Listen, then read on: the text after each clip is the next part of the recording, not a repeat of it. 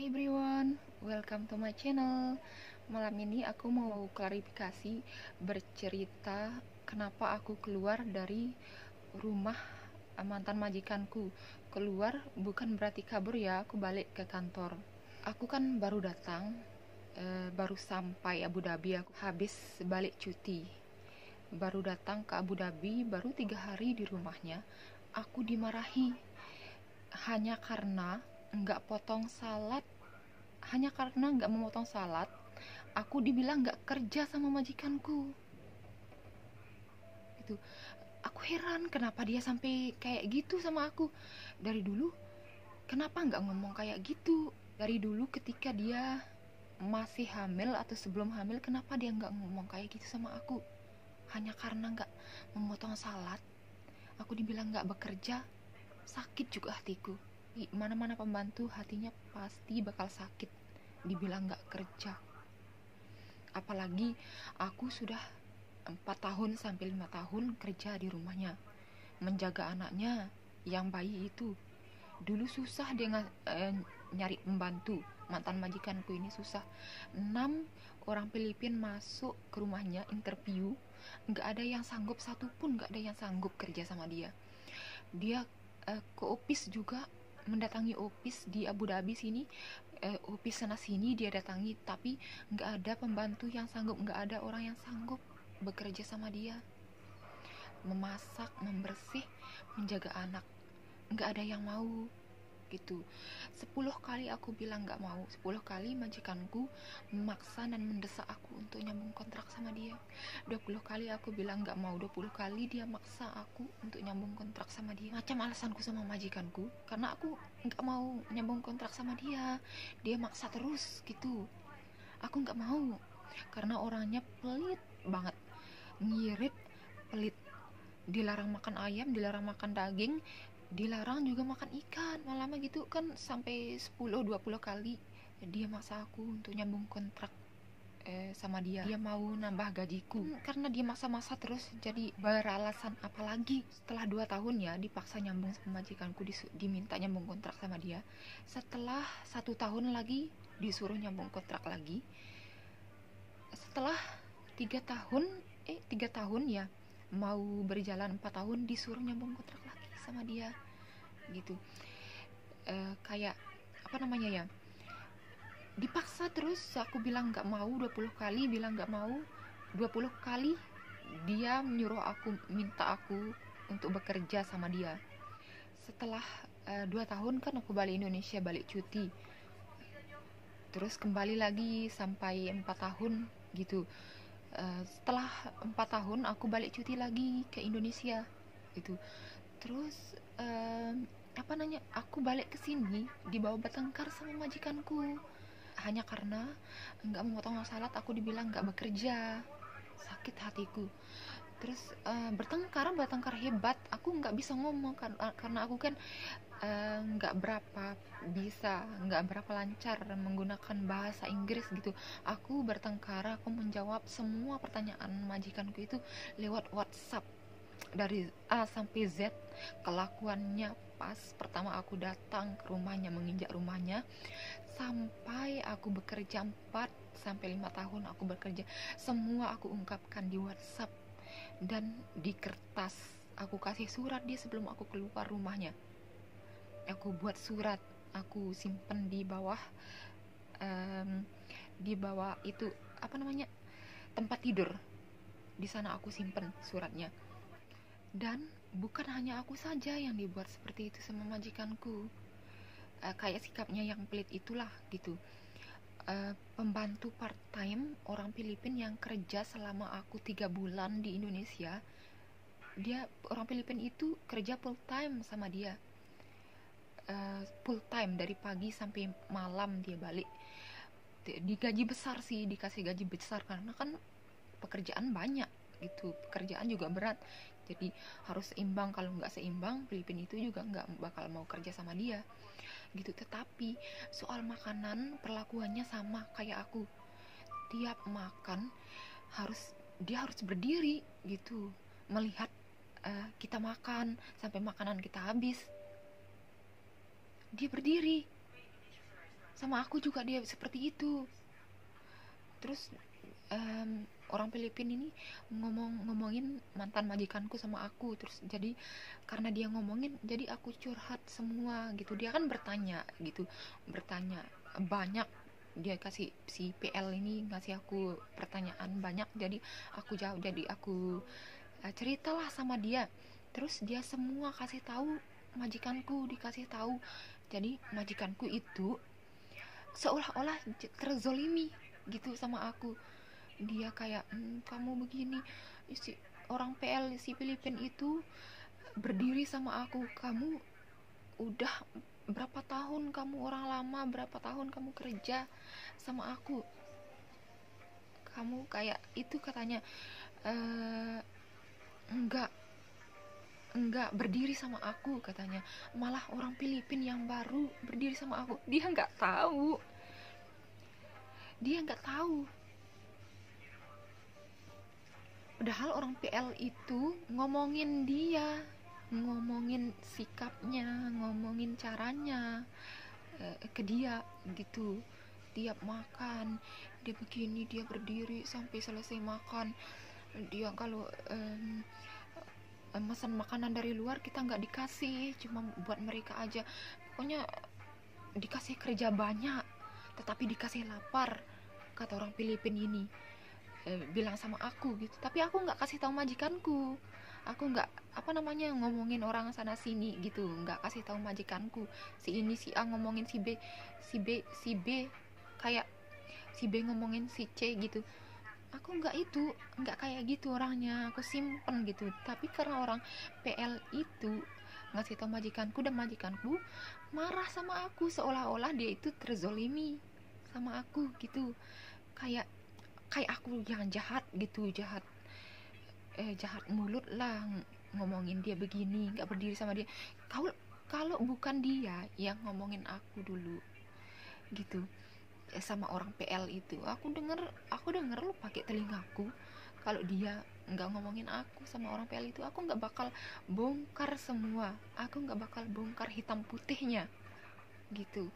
Jadi semua hitam putih kebongkar sampai suaminya, majikanku yang laki-laki tahu gitu. Cerita ini sebelumnya majikanku yang laki-laki itu nggak tahu apa-apa. Maklumlah laki-laki ya, dia pergi pagi pulang malam bekerja, dia nggak tahu gimana ulah istrinya sama pembantu, gimana sikap istrinya sama pembantu, dia nggak tahu. Terus setelah aku SMS kan banyak itu kan, dia marah-marahi aku sampai menangis. Baru 3 hari itu aku nginjak rumahnya, kerja di rumahnya, baru datang ke Abu Dhabi maksudku, langsung dimarah cuma karena itu nggak potong salad gitu ya. Jadi aku menjawabnya, karena aku nggak bisa berbicara secara langsung, aku menjawabnya di WhatsApp gitu. Jadi suaminya semua hitam putih, jadi hitam putih itu semua suaminya tahu. Hitam putih baik hitam putihku, mbak hitam putih dari istrinya gitu. Yang memulai, yang awal majikan. Jadi aku ungkapkan dari awal aku datang sampai aku kerja 4 tahun 5 tahun, dia masih seperti itu sama aku, nggak berubah-berubah gitu. Aku pikir aku menolong dia, berdiri sama dia, memeluk dia ketika dia butuh pembantu, ketika dia susah mencari pembantu. Yang memeluk dia kan aku, yang berdiri sama dia aku gitu. Aku pikir dia akan berubah, ternyata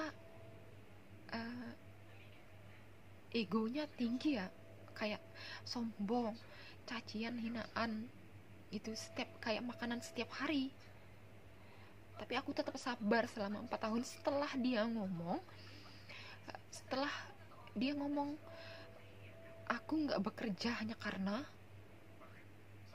memotong salad, itulah batasan bagiku. Aku nggak dapat toleransi. Aku ngomongkan sama orang PL itu, aku curhat sama dia, semua isi WhatsApp, pertengkaran di WhatsApp itu aku kirimkan orang Filipin itu. semualah hitam putih. Itu juga hitam putih, mantan majikanku tahu hitam putihku, semua hitam putih dia tahu gitu sama orang PL itu. Dan majikanku juga menuduh aku mencuri mencuri barangnya gitu. Aku ketawa, kok orang kok bos terlalu bersikap seperti ini ya.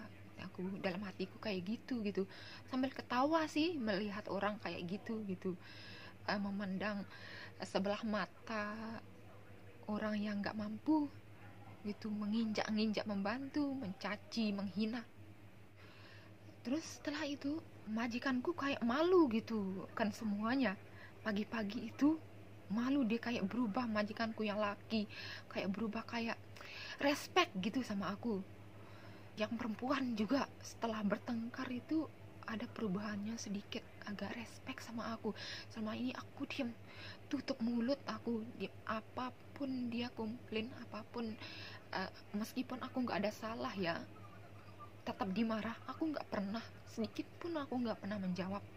Aku nggak pernah menyakiti hatinya, bukan karena takut ataupun bukan karena memang bersalah atau gimana gitu ya.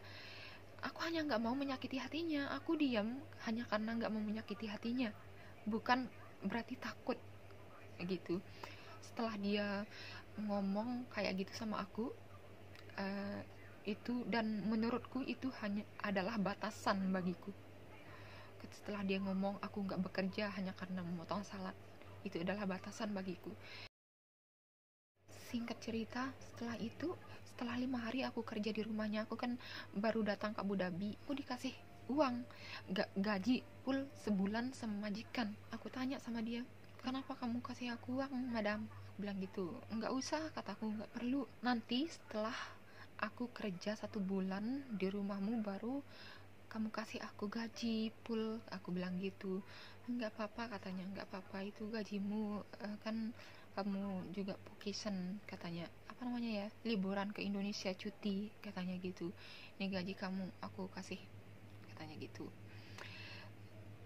Aku dalam hatiku aja, uang bukan segalanya, nggak bisa mengobati sakit hati, nggak bisa dibayar. Aku bilang gitu dalam hati. Mau nangis, sampai mau nangis ya kalau mengingat. Singkat cerita, setelah bertengkar sama majikanku, aku minta pulang ke kantor sama majikanku. Dia tetap kayak nggak ada orang mau, katanya, nggak ada orang mau membantu part time, katanya, nggak ada. Mereka cuma ingin pembantu itu menetap di rumah, kata mantan majikanku ini. Nggak apa-apa, kataku, nggak apa-apa, aku bilang gitu. Aku mau balik ke kantor karena aku nggak mau bicara banyak sama dia, nggak mau nyakiti hatinya, nggak mau bertengkar. Sebenarnya dari dulu aku mau balik kantor ini. Sebelum aku kerja 4 tahun sama majikanku, setelah 2 tahun aku mau balik ke kantor. Disuruh juga sama orang kantor, nah gajiku bakal dinaikkan.